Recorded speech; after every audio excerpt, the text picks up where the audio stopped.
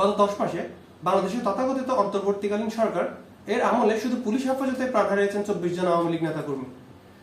সর্বশেষ নামটি সাইদুর রহমান সুজন, যিনি ঢাকার সাভারের বিরুলিয়া ইউনিয়নের সাবেক চেয়ারম্যান ছিলেন।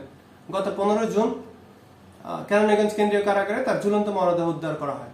কর্তৃপক্ষ বলছে তিনি আত্মহত্যা করেছেন, কিন্তু পরিবারের দাবি ভিন্ন। আত্মহত্যার কোনো ইঙ্গিত ছিল না। সকালবেলা তিনি নাস্তা সেরেছিলেন। 20 জানুয়ারি থেকে আটক এই মানুষটির বিরুদ্ধে ছিল 14টি মামলা। এটি কি নিছকই একটা দুর্ঘটনা, নাকি ভয়াবহ ধারাবাহিক ষড়যন্ত্রের একটি অংশ? আগস্ট 2024 থেকে শুরু করে এখন পর্যন্ত আওয়ামী লীগ নেতাকর্মীরা পুলিশ হেফাজতে কেউ নির্যাতনে, কেউ সন্দেহজনক আত্মহত্যায়, কেউ বিচার বহির্ভূত হত্যায় মারা যাচ্ছেন। বগুড়া কারাগারে 5 জন মারা গেছেন। কারণ হিসেবে বলা হয়েছে হার্ট অ্যাটাক, কিন্তু প্রত্যেকটি মৃত্যুর কোনো তদন্ত হয়নি। মৃত্যুর কোনো সঠিক কারণ নির্ণয় করা হয়নি।